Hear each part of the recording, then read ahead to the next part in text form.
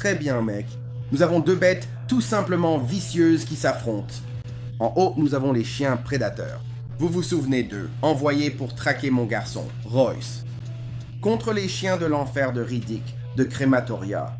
Vous vous souvenez de ceux-là, c'est l'enfer, ils vivent dans un monde d'enfer. Parlons de ces deux créatures et voyons comment elles se comparent. Les chiens de l'enfer de Crématoria dans Riddick sont des créatures très musclées, avec des corps blindés et une armure naturelle de plaques osseuses.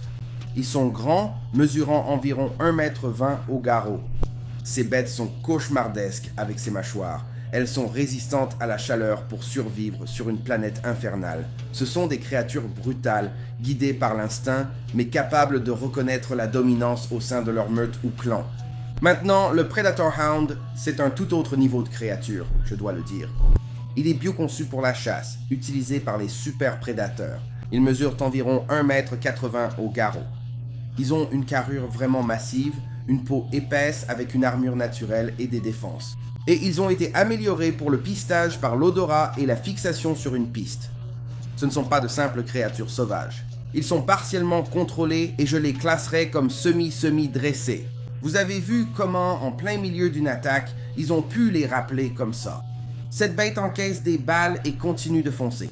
En termes de force, je dois choisir le Predator Hound. C'est une créature bien plus grande. Pour la vitesse et les réflexes, je vais opter pour le Riddick, le Hellhound de Crématoria, car il est plus élancé, plus près du sol, plus rapide sur de courtes distances. Pour la durabilité, je vais aussi choisir le Predator Hound.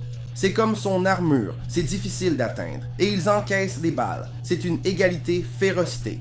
Ce sont tous les deux des bêtes sauvages, mais si je dois me concentrer sur la tactique et l'intellect, le Predator Hound réagit beaucoup mieux à la stratégie. Il est capable de se coordonner, donc je vais lui accorder un avantage en termes d'intelligence.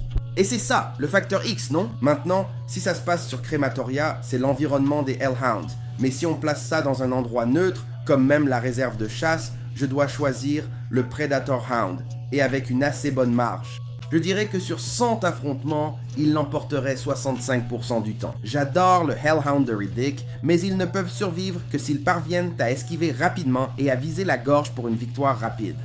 Sinon, le Predator Hound est aussi un prédateur suprême dans sa catégorie.